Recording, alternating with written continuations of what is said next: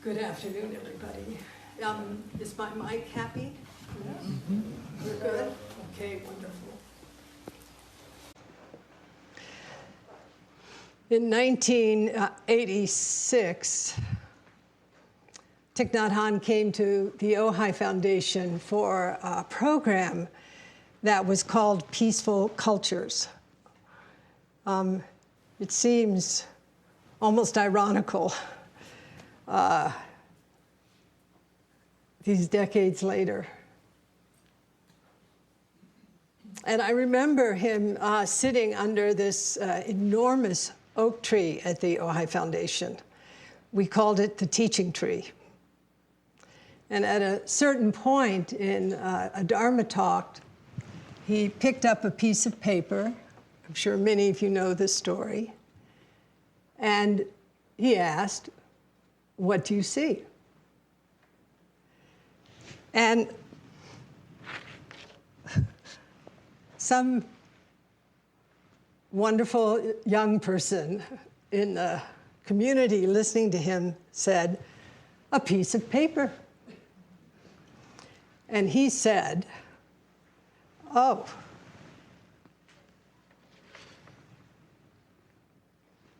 I see a cloud. I see rain. I see sunshine. I see the earth. I see trees.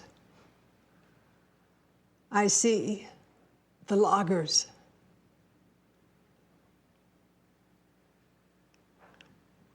I see a truck rolling to the mill, and so forth." And I have to tell you, though I had studied Buddhism for 20 years, since the mid-60s, though I had sat many sessions by that time, I had never seen life like that. It actually was a moment where my view of reality shifted. Just so simple. You know, it wasn't some complicated sort of Pali or Sanskrit exegesis on the nature of emptiness and no inherent self.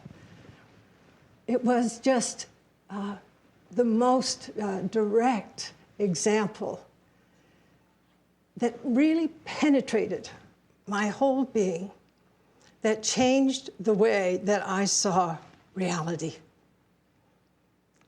And I haven't seen reality mostly in any other way since. There's so many wonderful metaphors in Buddhism to express this vision of no inherent self, no inherent thing. But it was just the moment. You know, it was sitting under this old, huge oak tree whose boughs bent and touched the earth, with this extraordinary man that I had met 20 years prior, very superficially, I will say. Just we were in a big peace march together. But suddenly I saw something about the nature of our lives. So around the 28th of April this year, I flew in from, I don't know, Japan or somewhere, you know, to Seattle for my first, and except for Natalie, will probably be my only bookstore reading, because I'm just not a bookstore reading kind of person. But for Natalie, I will do anything.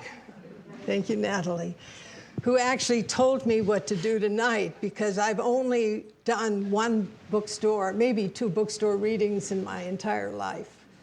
So, but anyway, Natalie said, I have to do this a certain way. And I thought, okay, whatever you say, Captain, you're my good friend. But in any case, I'm in this bookstore in Seattle, and the room is jammed, and I pick up, for the first time, this physical object. And it's really beautiful. And I had this kind of moment of mine. I did this. And it immediately left me. Because I realized when I held the book in my hand as this beautiful physical object, that the voices and lives of many beings shine through its pages. That it's not my book. It's really the book of others, of all that I learned from people who were dying, from people who were incarcerated, from Nepalis, from my students, from chaplains, and really the acknowledgments barely express what I feel so deeply, that this book is not mine, but it's ours. It's truly ours. I also feel such gratitude to Upaya and the Refuge for providing a physical place where I could often write, though I have to confess that I wrote much of this book in airplanes and in airports. But even holding this vision of Upaya, which is this very intimate mandala of practice and service and experimentation, where I've met so many people in the past 28 years who have helped me understand more deeply the nature of suffering and freedom from suffering, where fear and courage meet. And I also have got to offer my deepest gratitude to my good friend and frontline editor who's in the front row.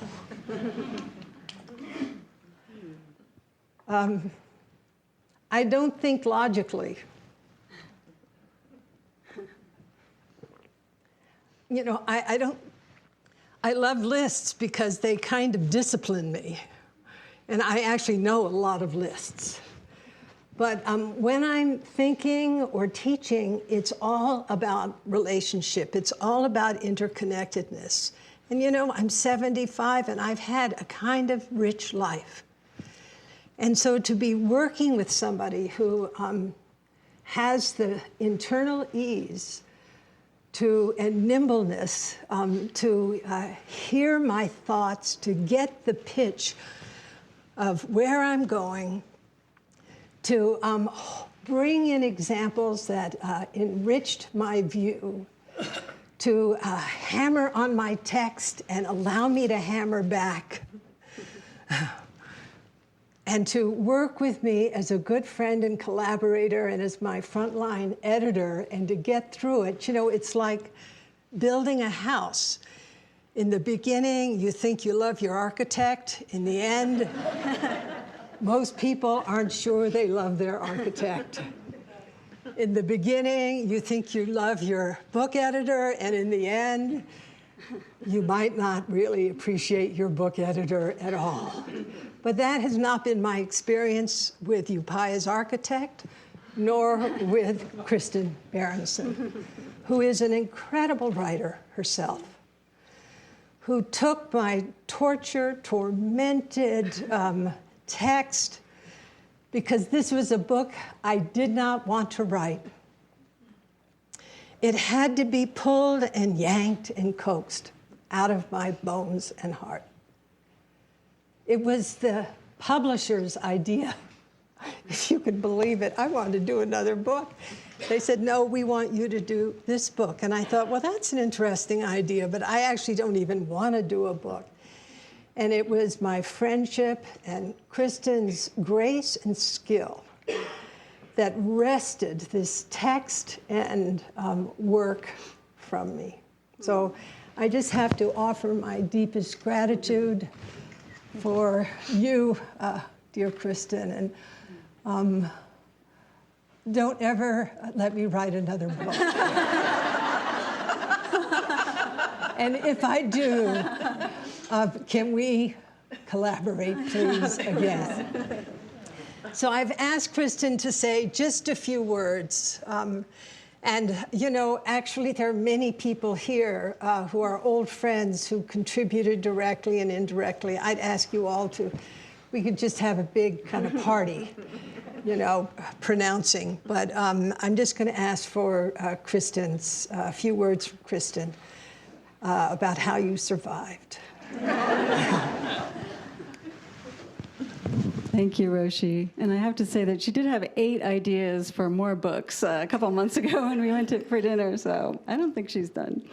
But it was a real honor and privilege to work on this book and to work with such rich material that is grounded in Buddhist practice, but also wholly original and very fresh and relevant to so many people.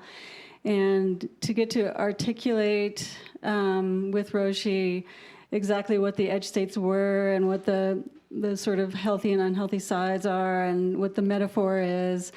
I think we started with 4 different metaphors, and we had to really narrow that down to 1, and you know, to structure the flow ideas. And I found that the edge states are really part of the way I think now. And even just this week, I had a really difficult work assignment, and even today, I found myself kind of falling over the edge of engagement into burnout and feeling like I was in the swamp, and trying not to get stuck there, but looking for the lotus flowers. And you'll all understand this once you read the book. But yeah, and it's true that writing a book can seem like its own edge state at times. But I do think we got through it really well. It was very smooth, really a wonderful collaboration. And I'm proud of it, and I hope that it will serve many people. Thanks.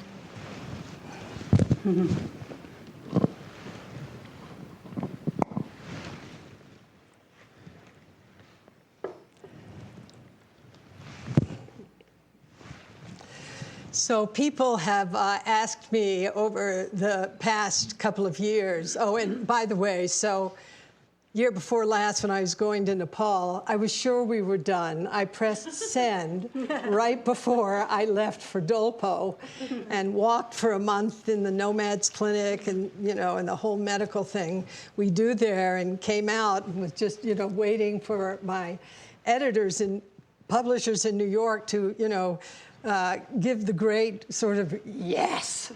And they wrote back, I was sitting in the Hyatt, you know, going through 3,000 emails. It was like, And I was, you know, kind of desperately looking for the sort of email from my editor, because I don't know how to use Find very well on my computer. And I came upon it. This is fantastic. It's just extraordinary. We'd like you to restructure it. And I was like, oh my gosh, what?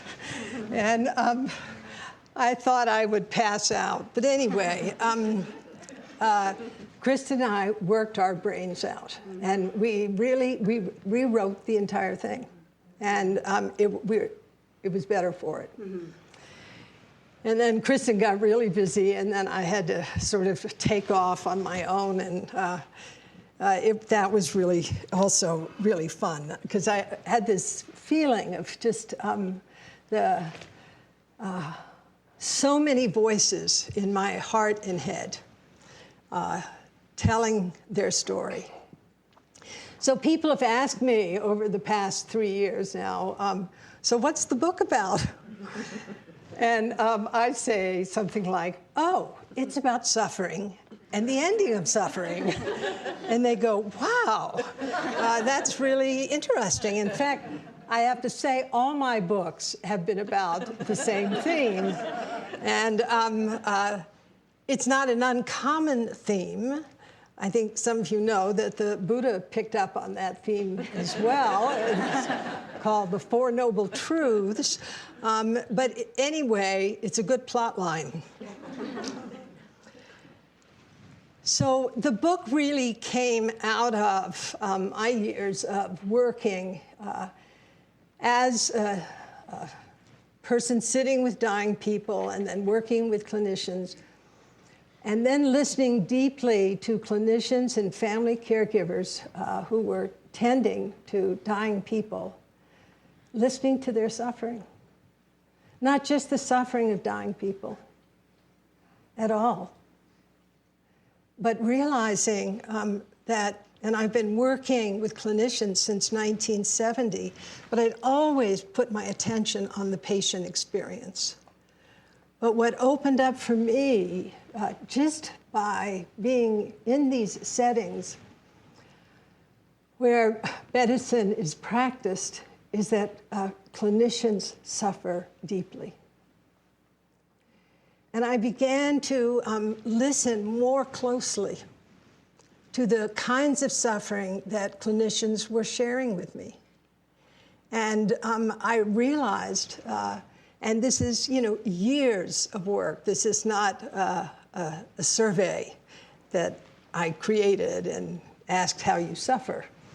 This is just these conversations, the bearing witness to family caregivers and doctors and nurses and chaplains and social workers, to hospice workers, listening to what they were dealing with, and know also I was dealing with those issues myself. I realized also that from the Buddhist perspective, it is so essential that we consciously and conscientiously cultivate virtuous qualities. Some of us are very predisposed toward these qualities. But I would say in our world today, with the kind of saturation that most of us are exposed to in toxicity, socially and psychologically toxic conditions, that takes actual effort to rise above, if you will, the fray, and to commit to cultivate a kind of intention to cultivate awakening, cultivate pro-social qualities. At the same time, finding value in the great difficulties we encounter. And in fact, one of the most liberating stories, and one of the first biographies in the history of biography, is through the life of the Buddha, where even upon his dying, the devil Mara shows up, and Mara is a state of mind. It's not like, some guy in some kind of, Halloween costume who comes up and goes like this, hey! It's more having to do with our own mental qualities, the incredible ego that just saps us of who we really are. And so I knew it from my own experience. And I knew it from the experience not only of clinicians, but of human rights workers, of lawyers, of teachers, of business people. And so when the publisher suggested that I write this book as distinct from the book I wanted to write, which was on compassion, you can imagine how disappointed I was. Because I had spent so many years working on a kind of map of compassion and looking at the neuroscience and social psychology of compassion and developing trainings in compassion and so forth. And recognizing how, from the Mahayana perspective, that compassion is this essential quality, a partner of wisdom, that is important for us to recognize and to develop. But I also realized there was something about the publisher's request that had deep merit.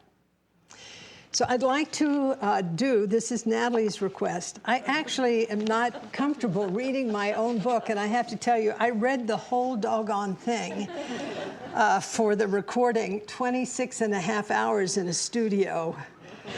Particularly, I had a respiratory infection, so I sound like Lauren Bacall in some of it, but nonetheless. And there is some irony in this opening. Now, I want to tell you, originally, the opening words of the book, they were, "I have a cabin." And Kaz Tanahashi, about 6 months ago, said, do you know, the first word and the last word of any book, those are the two most important words. You never begin a book with I. And I was like, oh. I was like, wow, that is totally cool. So I obeyed. And the other thing I wanted to say is that about the truth of impermanence, because the cabin about which I am writing, how I open the book, burned to the ground on December 14th. So that was startling. There is a small cabin. It should have been, there was a small cabin. There is a small cabin in the mountains of New Mexico where I spend time whenever I can. It is located in a deep valley in the heart of the Sangre de Cristo Range. It's a strenuous hike from my cabin up to the ridge at more than 12,000 feet above sea level, from where I can see the deep cut of the Rio Grande, the rim of the ancient Valles Caldera volcano, and the distinct mesa of Pedernal, where the Diné first man and first woman were born. Whenever I walk the ridge, I find myself thinking about edges. There are places along the ridgeline where I must be especially careful of my footing. To the west is a precipitous decline of talus leading to the lush and narrow watershed of the San Leonardo River. To the east, a steep, rocky descent through the thick forest lining the Trampas River. I am aware that on the ridge, one wrong step could change my life. From this ridge, I can see that below and in the distance is a landscape licked by fire and swaths of trees dying from too little sun. These damaged habitats meet healthy sections of forest in borders that are sharp in places, wide in others. I have heard that things grow from their edges. For example, ecosystems expand from their borders where they tend to host a greater diversity of life. My cabin sits on the boundary between a wetland fed by deep winter snow and a thick spruce fir forest that has not seen fire in 100 years. Along this boundary is an abundance of life, including white-barked aspen, wild violet, and purple columbine, as well as the bold stellar jay, the boreal owl, ptarmigan, and wild turkey. See, I was specific, Natalie, as you have requested. I don't know if Natalie said this, but the soul loves detail. And she said, don't just say trees, Roshi. The tall wetland grasses and sedges of summer shelter field mice, pack rats, and blind voles that are prey for raptors and bobcats. The grasses also feed the elk and deer who graze in the meadows at dawn and dusk.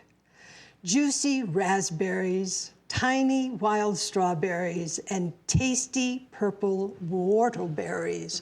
Now, it was Bill DeBuise. I don't know if you know Bill.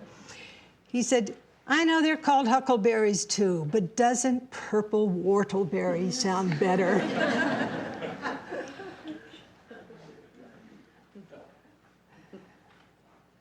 Anyway, purple whortleberries cover the slopes holding our valley, and the bears and I binge shamelessly on their bounty come late July. Now, yesterday, yes, I was at the refuge, taking a day and a half or 2 days just to be in the quiet.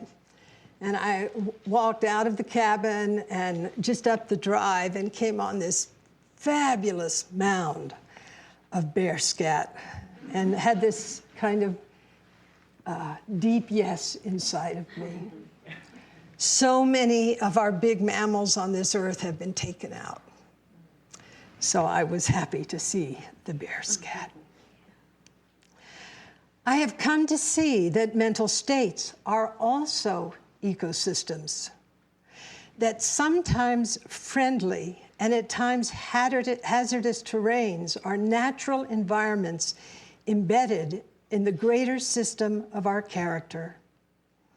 I believe it is important to study our inner ecology so that we can recognize when we are on the edge, in danger of slipping from health into pathology, and when we do fall into the less habitable regions of our minds, we can learn from these dangerous territories. Edges are places where opposites meet, where fear meets courage, and suffering meets freedom, where solid ground ends in a cliff face, where we gain a view that takes in so much more of our world, and where we need to maintain great awareness lest we trip and fall. Our journey through life is one of peril and possibility, and sometimes both at once. How can we stand on the threshold between suffering and freedom and remain informed by both worlds? With our penchant for dualities, humans tend to identify either with the terrible truth of suffering or with freedom from suffering. But I believe that excluding any part of the larger landscape of our lives reduces the territory of our understanding. So that's the pitch of the book, if you will. It's a high pitch.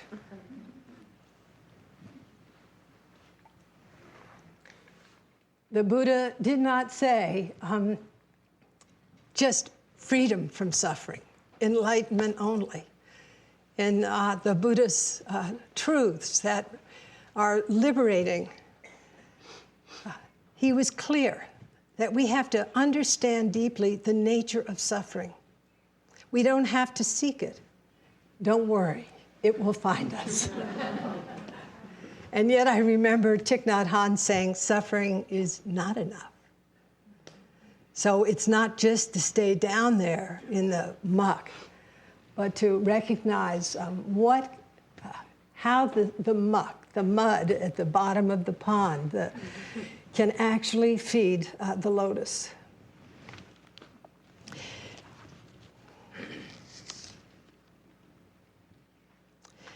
So I want to go just a little further into the book and talk briefly about edge states. You know, when I was growing up for the past 60 years, maybe 15 years ago, I began to kind of catch on to a few things.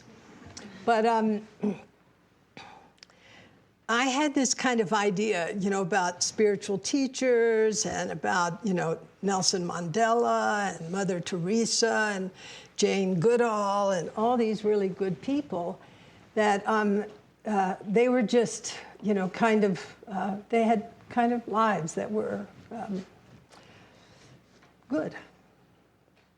But I heard Archbishop Tutu once say about Nelson Mandela, he said, until Nelson went to prison, he lacked empathy.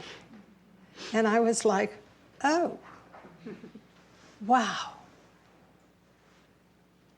That is really, Bishop Tutu, Archbishop Tutu was Mandela's close friend. And he probably also would have used the word humility as well. Before Nelson went to prison, he lacked humility. And going to prison is really falling into the mud.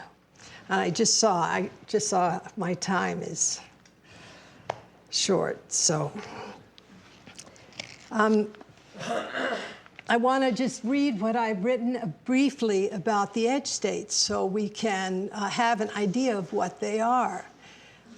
Because what I know about those who have the most extraordinary character, those who have this quality of both lightness and depth, are those who have been through the mud and the fires of authentic suffering. So these edge states.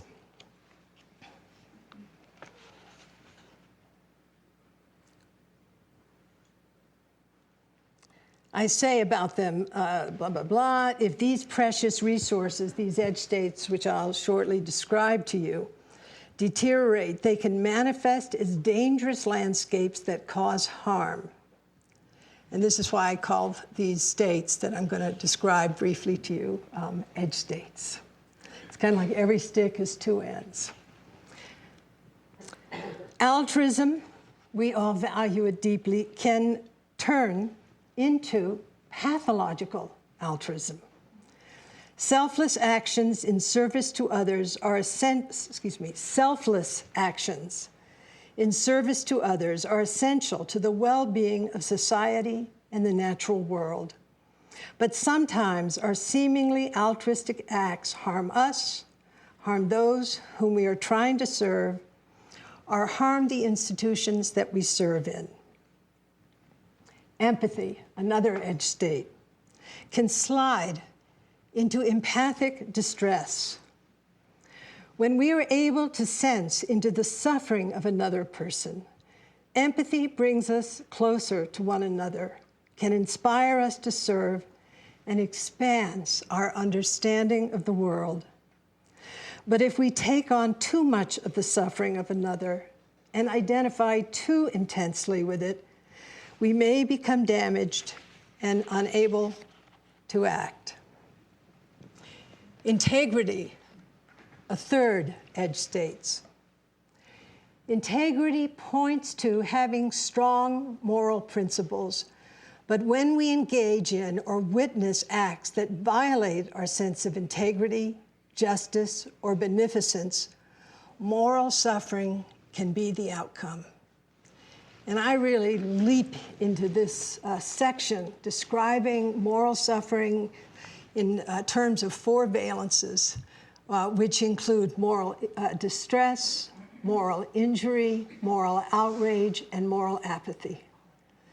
And I really wrote it out of passion for what's happening in our world today, as a call to all of us to really bring forth our integrity. But I'm not going to talk about it right now. Respect, another edge state, is a way we hold beings and things in high regard. Respect can disappear into the swamp of toxic disrespect when we go against the grain of values and principles of civility and disparage others or ourselves. Engagement, the fifth. Engagement in our work can give a sense of purpose and meaning to our lives, particularly if our work serves others.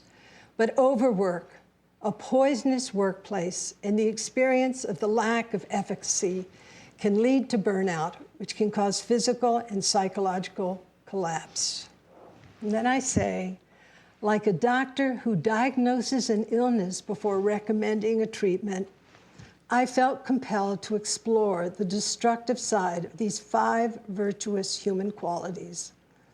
Along the way, I was surprised to learn that even in their degraded forms, edge states can teach and strengthen us, just as bone and muscle are strengthened when exposed to stress or if broken or torn, can heal in the right circumstances and become stronger for having been injured.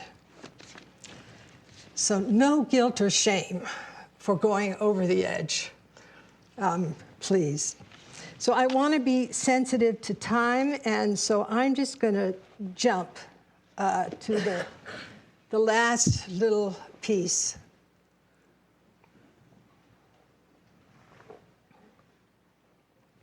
Actually, I changed my mind. I'm going to be respectful of time, but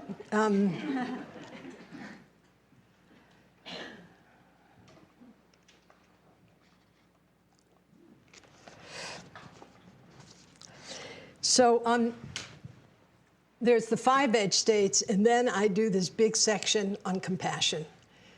Because what I realized was that compassion is the actual means to transform the toxic aspect, the destructive aspect of the edge state. And I have done a deep analysis from the point of view of neuroscience and social psychology of compassion, developed a map of compassion, which many people actually use now, and an intervention, if you will, a process called grace. Many of you have been in that training that we can use to cultivate compassion as we're interacting with others. So the section on compassion, as we're getting toward the end of that section, has this one kind of slightly outrageous and uncomfortable section, and it's short. But I kind of love it. Might as well finish up with something weird.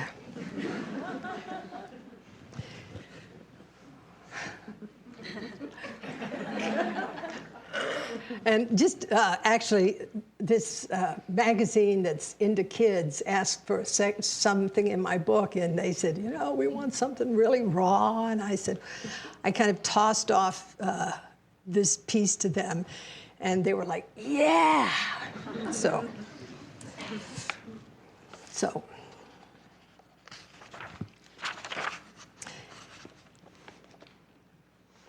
So this chapter is called Compassion in the Charnel Ground, right?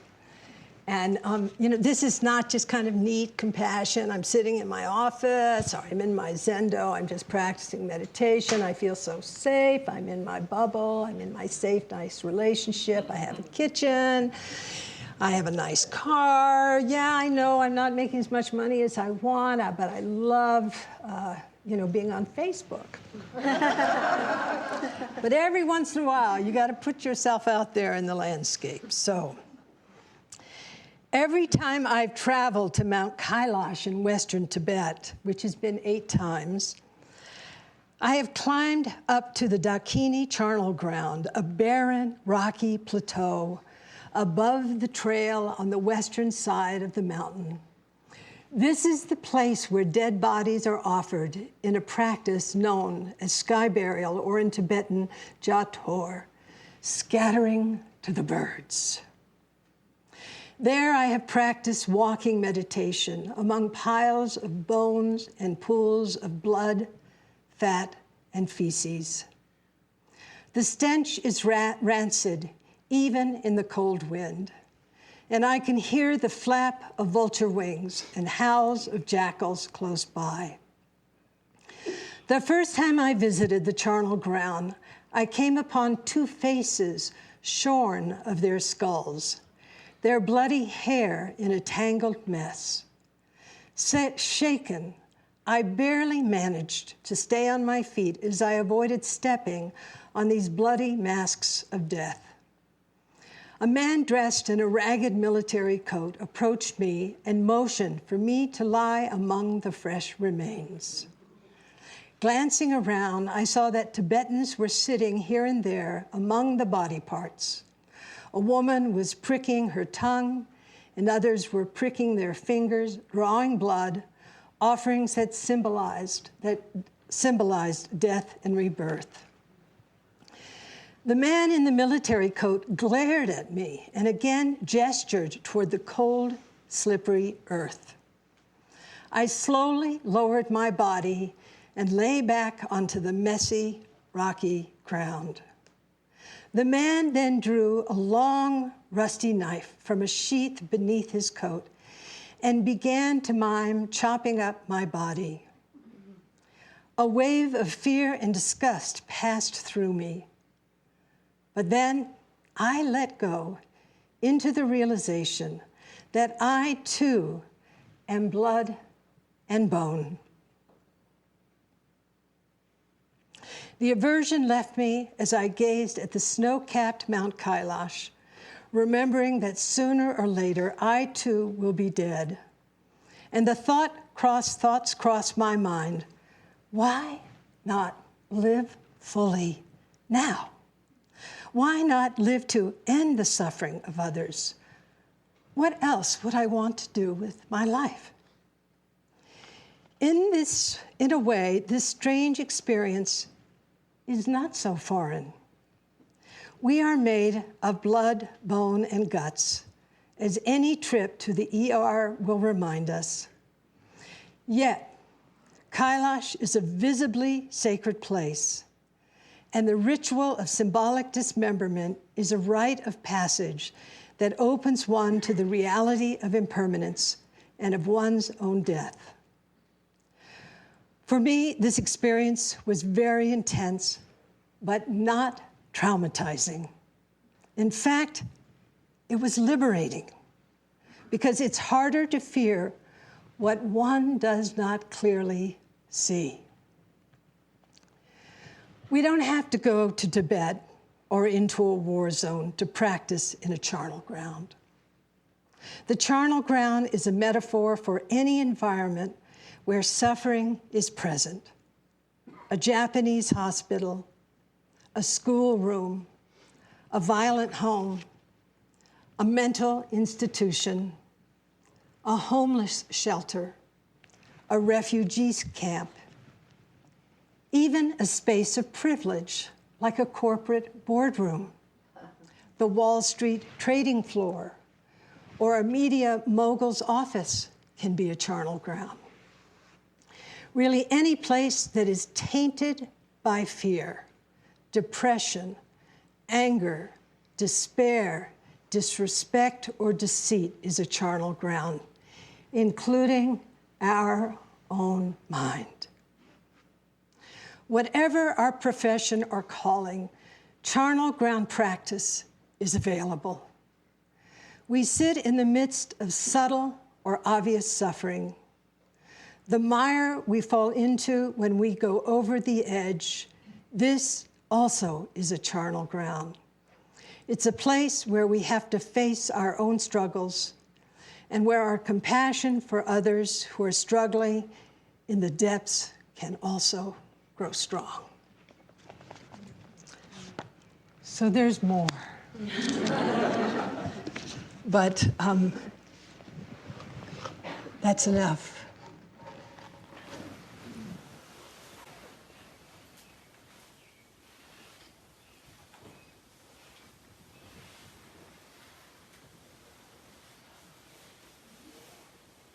I thank you so much for showing up tonight.